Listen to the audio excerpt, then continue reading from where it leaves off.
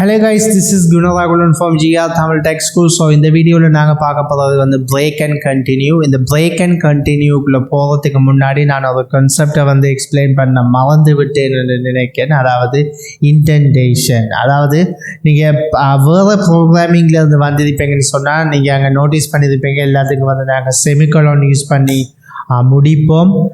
பிறகு வந்து for example இப்படி ஒரு வேரியபிள் வந்து இருக்கு. ஃபார் எக்ஸாம்பிள் இந்த வேரியபிளில் வந்து ஒரு நேம் இருக்கு லைக் டேவிட். ஸோ இதுக்கு ஒரு இஃப் கண்டிஷன் வந்து போகணும். If name is equal to David, so print or something like this. Okay, David is bad or good. Okay, இப்போ பார்த்தீங்கன்னு சொன்னால் ஓகே இது உங்களுக்கு ஈஸியாக விளங்கலும்.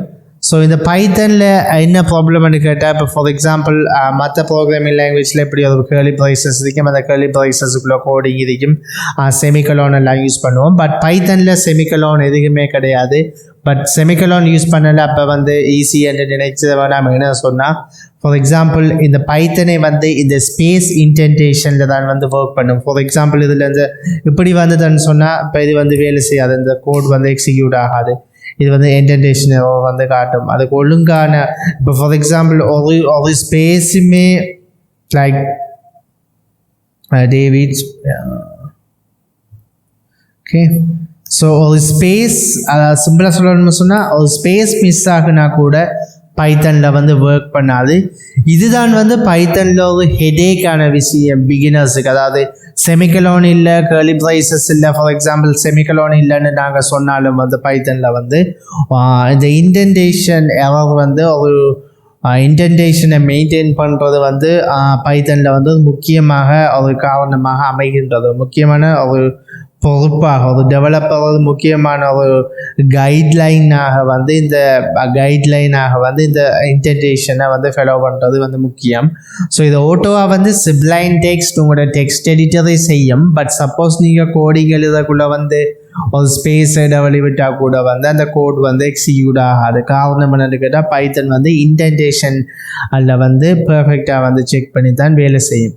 ஓகே, ஸோ இதைத்தான் வந்து இதில் வந்து பிரேக் அண்ட் கண்டினியூக்குள்ளே போகிறதுக்கு முன்னாடி எக்ஸ்பிளைன் பண்ணணும்னு நினைச்சேன் நான். ஐ ஹோப் இதை ஆல்ரெடி எக்ஸ்பிளைன் பண்ணி இருக்கலாம். ஸோ ஓகே, இப்போ நாங்கள் என்ன செய்ய போகிறோம்னு கேட்டால் பிரேக் அண்ட் கண்டினியூ என்னென்னு பார்ப்போம். So break and continue for example உங்களுக்கு ஃபாலோ பண்ண உங்களுக்கு என்னென்னு தெரியும். ஃபார் எக்ஸாம்பிள் இது 100 டைம் வந்து ரன் ஆகும்.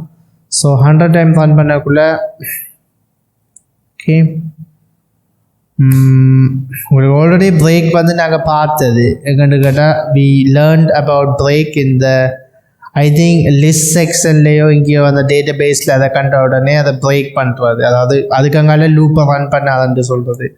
இதுக்குள்ளே ஒரு இஃப் பண்ணி சொல்லிட்டு போகிறேன். If X is equal to 50 50 இருக்கக்குள்ளே வந்து இதை பிரேக் பண்ணிவிடும்.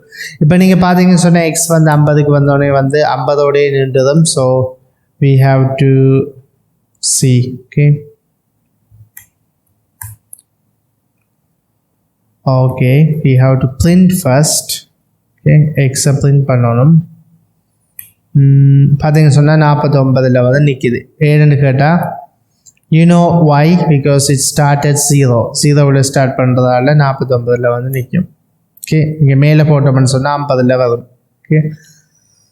ஓகே, ஸோ 50ல் வந்து பிரேக் பண்ண சொல்லுதீங்க. இப்போ கண்டினியூ என்று சொல்கிறது ஒன்றும் கிடையாது. பார்த்தீங்க சொன்னால் இது பிரேக் வந்து 50ஓடே நிப்பாட்டுது. இந்த கண்டினியூ என்று சொல்கிறது வந்து வெரி சிம்பிள். வந்து பிரேக் வந்து அவடுத்த வந்து பிரேக் பண்ணிடும். கண்டினியூ வந்து இந்த இட்டரேஷனை மட்டும் ஜம்ப் பண்ணும்.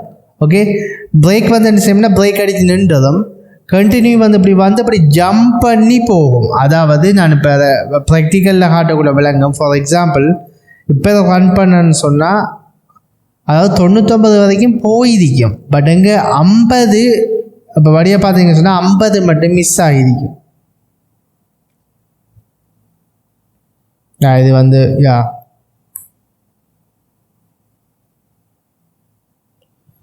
நீங்கள் செக் பண்ணீங்கன்னு சொன்னால் 50 is missing.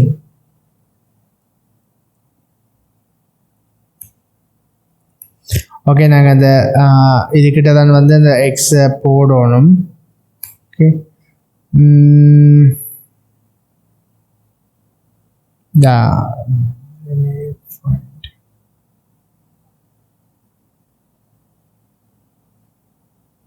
பார்த்தீங்கன்னா 49 50 வந்து மிஸ் ஆகிட்டு. ஸோ ஒரு இட்டரேஷனை வந்து ஜம்ப் பண்ணுறதுக்கு தான் வந்து நாங்கள் இதை யூஸ் பண்ணுவோம், இந்த கண்டினியூவை வந்து யூஸ் பண்ணுவோம். ஸோ இங்கே இதுக்கு மேலே போடக்கூடாது, இதை போட்டோம்னு சொன்னால் அது மிஸ் ஆகுறது வந்து நமக்கு தெரியாது. ஓகே, அது உண்மையிலே மிஸ் ஆகும், பட் அது மேலே இருக்கிறபடியாக அது மேலே 50 பிரிண்ட் பண்ணிட்டுரும், பட் மிஸ் ஆகுதை வந்து ஸோ இங்கே போட்டோம்னு சொன்னால் ஐ திங்க் வந்து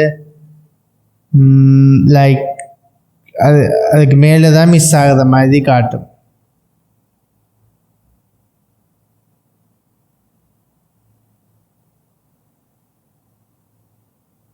ஓகே, அதனால் வந்து அதை நீங்கள் பார்க்கணுமா சொன்னால் இங்கே அதை பேசிக்காக சொல்ல போகணுமா சொன்னால் கண்டினியூன்னு சொன்னால் இஃப் 50க்கு வந்த உடனே வந்து கீழே எக்ஸிக்யூட் ஆக விட அது டக்குன்னு மேலே போயிடும்.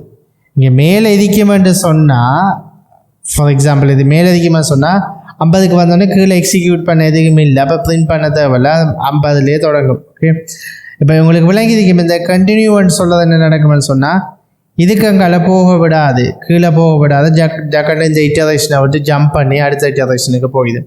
இதுதான் கண்டினியூ, வேறு எதுவுமே கிடையாது. ஃபார் எக்ஸாம்பிள் பிரேக்குன்னு சொல்கிறது பிரேக் பண்ணும், கண்டினியூன்னு சொல்கிறது பிரேக்குன்னு சொல்ல இப்போ பிரேக்குன்ற கீவேர்டு இதுக்குமா சொன்னால் இதோட பிரேக் ஆகி நின்றுடும், அங்கே மூவ் ஆகாது.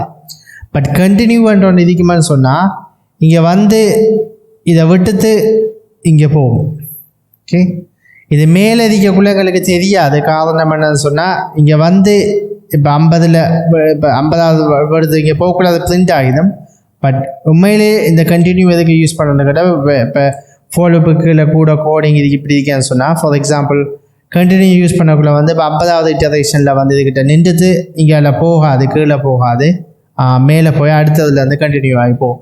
பிரேக் வந்து அப்படியே எல்லாத்தையும் பிரேக் பண்ணிவிடும், அங்கால கண்டினியூவே பண்ணாது. ஓகே, இப்போ சிம்பிளாக சொல்லணும்னு சொன்னால் கண்டினியூ வந்து ஒரு இட்டரேஷனை ஜம்ப் பண்ணும், ஒரு இட்டரேஷனை மட்டும்தான் ஸ்கிப் பண்ணும், பிரேக் வந்து ஃபுல்லாகவே வந்து பிரேக் பண்ணும். இதுதான் வந்து இதுக்கு பின்னாடி இருக்கிற லாஜிக். ஓகே காய்ஸ், இது உங்களுக்கு விளங்கிதிக்கு நினைக்கிறேன். அடுத்த வீடியோவில் வந்து மீட் பண்ணுறோம்.